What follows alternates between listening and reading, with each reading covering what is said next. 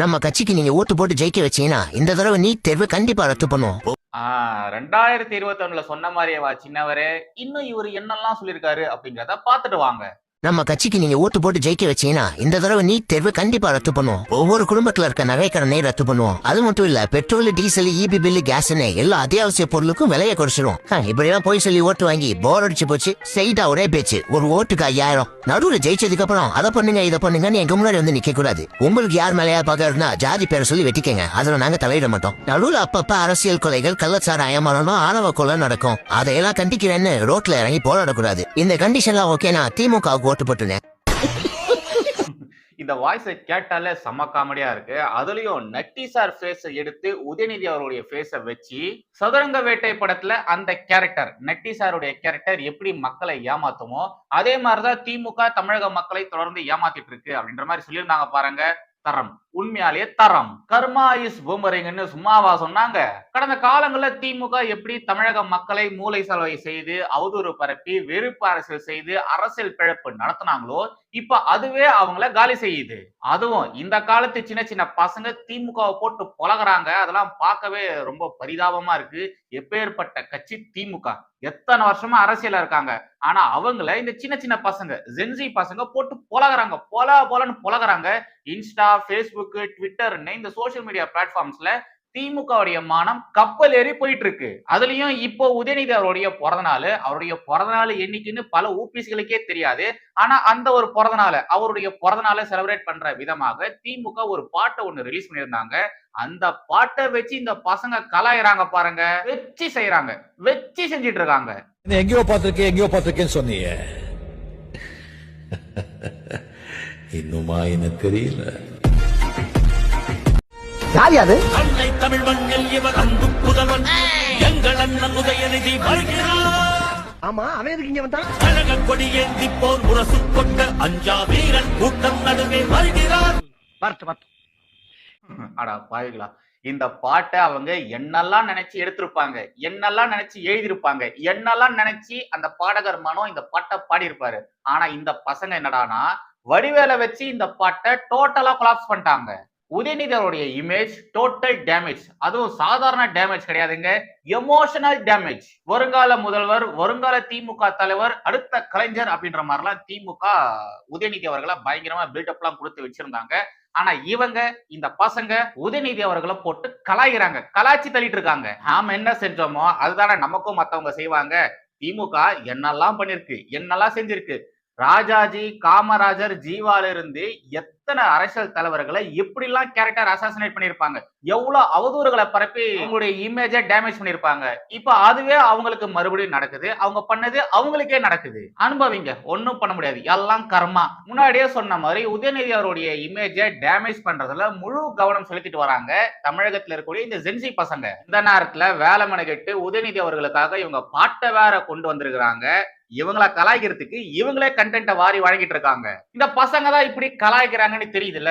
முதலமைச்சர், துணை முதலமைச்சர்னு கூட பார்க்காம இந்த பசங்க அப்படி வச்சு செய்யறாங்கன்னு தெரியுதுல. அப்படி இருக்கும்பொழுது ஏங்க பாட்டு எல்லாம் ரிலீஸ் பண்றீங்க? அதுலயும் அந்த பாட்டுல என்னெல்லாம் சொல்றாங்க? வருகிறான், மாவீரன் வருகிறான், தமிழகத்தை ஆள வருகிறான், கலைஞராக வருகிறான். ஏங்க ஏன்? ஆனாலும் உங்களுக்கு எல்லாம் இந்த திமுக காரங்களுக்கு எல்லாம் மன வலிமை அதிகம் தாங்க, உண்மையிலே ரொம்ப ரொம்ப அதிகம் தாங்க. எப்பொழுதும் எதிராசன் வடிவழகு என் இதய தொழுதால் இல்லை எனக்கெதிர் இல்லை எனக்கெதிர் இல்லை எனக்கெதிரே. ஸ்ரீமதே ராமானுஜாய நமஹா. எனதருமை தேசியவாதிகளுக்கும் வணக்கம் அண்ட் ஜெய் ஸ்ரீராம். 4 லேபர் கோட்ஸ் இந்தியாவில் நிகழ்ந்த மிகப்பெரிய தொழிலாளர் சார்ந்த சட்ட சீர்திருத்தம். மத்திய பாஜக அரசு எந்த ஒரு திட்டங்கள் கொண்டு வந்தாலும், எந்த ஒரு மசோதாவை அறிமுகப்படுத்தினாலும், எந்த சீர்திருத்தங்கள், சட்ட சீர்திருத்தங்கள் செஞ்சாலும் இங்க இருக்கக்கூடிய எதிர்கட்சிகள் கண்மூடித்தனமா அதை எல்லாத்தையுமே எதிர்ப்பாங்க. நாளைக்கே நம்முடைய பாரத பிரதமர் மோடி அவர்கள், நாம எல்லாருமே சுவாசிக்கிறது ஆக்சிஜனை தான், ஆக்சிஜன் அத்தியாவசியம். சோ நம்ம நாட்டுல இருக்கக்கூடிய ஒவ்வொருத்தவங்களும் அவங்க ஒவ்வொரு வீட்டுல ஒரு மரத்தை நடணும் அப்படின்ற மாதிரி சொன்னார்னா, இங்க இருக்கிற இவங்க எல்லாருமே மோடி எதிர்ப்பாளர்கள், பாஜக எதிர்ப்பாளர்கள், இவங்க என்ன பண்ணுவாங்க? எது ஆக்சிஜனை நாங்க சுவாசிக்கணுமா? நாங்க ஏன் ஆக்சிஜனை சுவாசிக்கணும்? இதுக்கப்புறமா நாங்க கார்பன் டை ஆக்சைடை தான் சுவாசிப்போம். வீட்டுக்கு ஒரு மரத்தையா இவர் நட சொல்றாரு? முடியாது. இதுக்கப்புறமா எந்த ஒரு இடத்துலயுமே மரமே இருக்கக்கூடாது, இருக்கிற மரத்தை நாங்க புடுங்க போறோம் அப்படின்ற மாதிரி சொல்லி இந்த புடுங்கிகள் புடுங்க போயிடுவாங்க.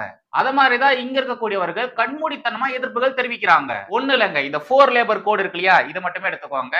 மத்திய பாஜக அரசு இதை அனௌன்ஸ் பண்ணதுக்கு அப்புறமா நம்முடைய பாரத பிரதமர் மோடி அவர்கள் இது குறித்து ஒரு ட்வீட்டை போட்டதுக்கு அப்புறமா இங்க இருக்கக்கூடிய காமெடி பீஸ் கம்யூனிஸ்டுகள் இவனுங்களா என்ன பண்ணானுங்க, ஒரு சில நிறுவனங்கள்ல இல்ல பல நிறுவனங்கள்ல இந்த 4 லேபர் கோடுக்கு எதிராக ஆர்ப்பாட்டம் போராட்டம்லாம் பண்ணிருக்கானுங்க. நிறுவனங்களுக்குள்ளேயே பண்ணிருக்கானுங்க. போதா குறைக்கு இங்க இருக்கக்கூடிய ஆர்எஸ்பி ஊடக பொறிக்கைகள் இவனுங்க கண்டமேனிக்கு இது குறித்து செய்திகள் போடுறானுங்க. அதனால நாம கண்டிப்பா இந்த 4 லேபர் கோட்னா என்ன அப்படிங்கறத தெரிஞ்சுக்கிட்டே ஆகணும். இந்த 4 லேபர் கோட்னா என்ன, இதுல என்ன மாதிரியான சீர்திருத்தங்களை கொண்டு வந்திருக்காங்க, இதனால தொழிலாளர்களுக்கு என்ன மாதிரியான ஆதாயங்கள் இருக்கு அப்படிங்கறத ஆதாரத்தோட தெளிவா எடுத்து சொல்றேன். சோ கவனமா கொஞ்சம் கேளுங்க. நம்ம நாட்டுல கிட்டத்தட்ட 29 தொழிலாளர்களுக்கான கட்டமைப்புகள் இருக்கு. அது எல்லாமே தனித்தனியா இருக்கு. இல்ல தனித்தனியா இருந்தது. இப்போ அந்த 29 கட்டமைப்புகளை டிஜிட்டலைஸ் பண்ணிட்டாங்க. எல்லாத்தையுமே இணைக்கிற மாதிரி நவீனமயமாக்கிட்டாங்க.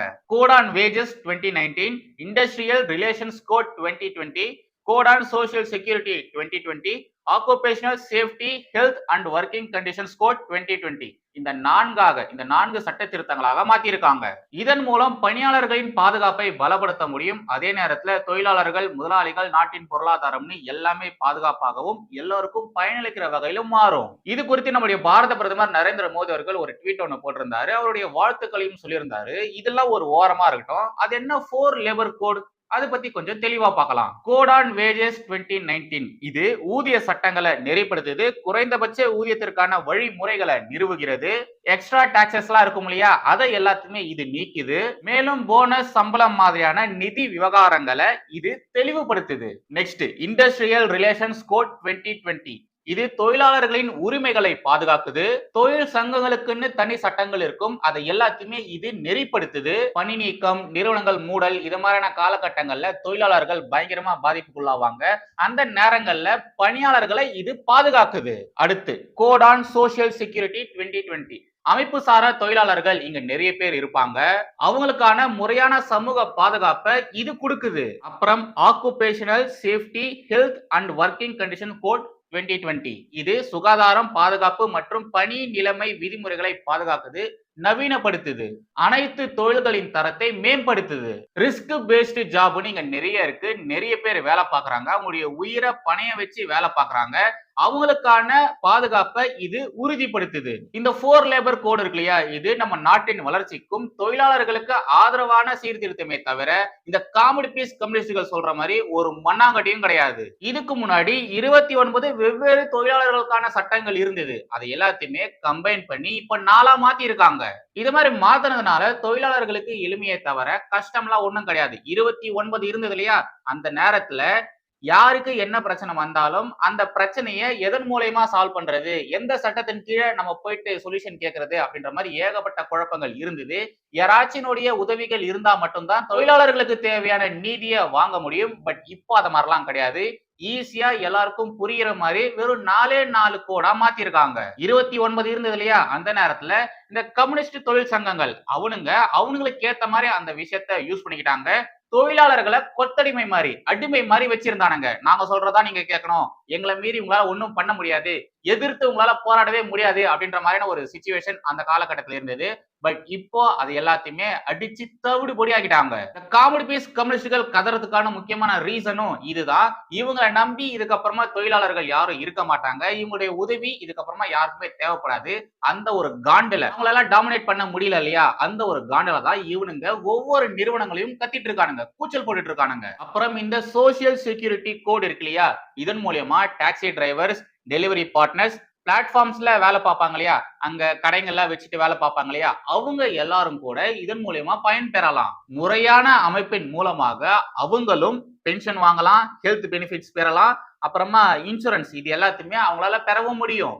அப்புறம் ரொம்ப ரொம்ப முக்கியமா சிறந்த ஊதியங்கள், நியாயமான ஊதிய கட்டமைப்பை இது உருவாக்குது. சோ இதன் மூலமா வேலைக்கேற்ற ஊதியத்தை தொழிலாளர்களால பெற முடியும். வணிகத்தை கட்டுப்படுத்தாத நவீன தொழில்துறை உறவுகளால பாதிக்கப்படுறது முதலாளிகள் கிடையாது, இந்த கம்யூனிஸ்ட் தலைவர்கள் கிடையாது, தொழிலாளிகள் தான். இப்போ ஒரு நிறுவனம் அவங்க கிட்ட வேலை பார்க்கக்கூடிய பணியாளர்களை லே ஆஃப் பண்ணாலோ இல்லனா அந்த நிறுவனத்தை மூடணும்னாலோ அரசாங்கத்துக்கிட்ட அனுமதி வாங்கணும். அரசாங்கத்துடைய பர்மிஷன் இல்லாம அவங்களால அவங்களுடைய நிறுவனத்தை மூட முடியாது, பணியாளர்களை பணி நீக்கம் செய்ய முடியாது. இதனால தொழிலாளர்கள் பாதிக்கப்பட மாட்டாங்க. இதுக்கு முன்னாடி இப்படிப்பட்ட ஒரு சூழ்நிலை இருந்ததா?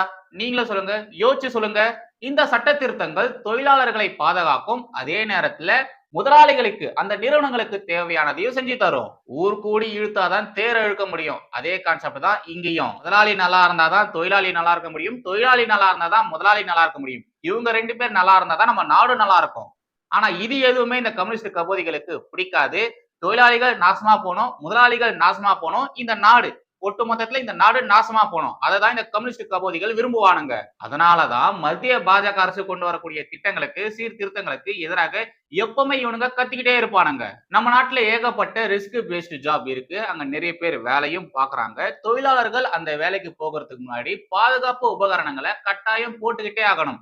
அதுவும் நல்ல தரமான பாதுகாப்பு உபகரணங்களை போட்டுக்கிட்டே ஆகணும். இதை இன்னும் மேம்படுத்துற விதமாகத்தான் இந்த occupational safety, health and working condition கோடானது வந்திருக்கு. அதை தான் இந்த சட்டமானது ஊக்குவிக்குது. இந்த நியூ லேபர் கோடால வளர்ச்சியை தவிர யாருக்கும் ஆபத்தெல்லாம் கிடையாது. ஆபத்து அப்படிங்கிறது இந்த கம்யூனிஸ்ட் கபோதிகளுக்கு தான். அவனுங்களுக்கெல்லாம் தேவை ஒன்னே ஒண்ணுதான். எந்த காலத்திலும் தொழிலாளர்களும் முதலாளிகளும் ஒன்னா இருக்க கூடாது, ஒற்றுமையா இருக்கவே கூடாது. அப்படி இருந்தாங்கன்னா கண்டிப்பா இவனுங்களுக்கு வயிறு எரிய ஆரம்பிச்சிடும். அதனாலதான் இத மாதிரியான சட்ட சீர்திருத்தங்களுக்கு எதிராக அவங்க தொடர்ந்து போராட்டம், ஆர்ப்பாட்டம் எல்லாம் பண்ணிட்டு வரானுங்க. இந்த கோடு குறித்தான முன்னறிவிப்புகள் ஆல்ரெடி நாடு முழுக்க அறிவிச்சாச்சு. முக்கியமா எல்லா மாநில அரசுகிட்டையும் இத பத்தி எல்லாம் சொல்லிட்டாங்க. பல மாநிலங்கள்ல இது நடைமுறைக்கே வந்துடுச்சு. இதுக்காகவே ஸ்பெஷலா டிஜிட்டல் பிளாட்ஃபார்ம்ஸையும் கொண்டு வந்திருக்காங்க. எல்லாமே இப்போ டிஜிட்டலைஸ்ட் ஆயாச்சு. ஒவ்வொரு மாநில அரசும் இந்த சட்ட சீர்திருத்தங்களை எப்படி நடைமுறைக்கு கொண்டு வரணும் அப்படின்ற மாதிரி கைடும் பண்றாங்க. வேலையானது ரொம்ப ரொம்ப மும்முரமா நடந்துட்டு தான் இருக்கு. சோ ஃபைனலா இதுக்கு இந்த 4 லேபர் கோடுக்கு எதிராக எவெல்லாம் பேசுறானோ, ஒண்ணு அவன் தொழிலாளிகளை ஏமாற்றி பிழைப்பு நடத்தக்கூடிய தொழிலாளர் சங்க தலைவனாக இருப்பான், முதலாளிகளா இருப்பான். அப்படி இல்லைன்னா தொழிலாளர்களுக்காக நாங்க சங்கங்கள் வச்சிருக்கோம், தொழிலாளர்கள் சங்கங்கள் வச்சிருக்கோம் அப்படின்ற மாதிரி சொல்லி தொழிலாளிகளை காட்டி முதலாளிகள் கிட்ட காசு வாங்கி தின்றான் பாத்தீங்களா, அவனாக இருப்பான். துரோகிகளாக இருப்பான். ஒன்னத்தை மட்டும் தெளிவா புரிஞ்சுக்கோங்க. இந்த கம்யூனிஸ்ட் கபோதிகள் எதுக்காச்சும் எதிராக பேசுறாங்கன்னா, இந்த திட்டத்திற்கு எதிராக பேசுறாங்கன்னா, கண்டிப்பா அந்த திட்டம் நல்ல திட்டமாகத்தான் இருக்கும். இந்த நாட்டை வளர்ச்சி பாதையில கொண்டு போற திட்டமாகத்தான் இருக்கும். இதை மட்டும் தெளிவா புரிஞ்சுக்கோங்க.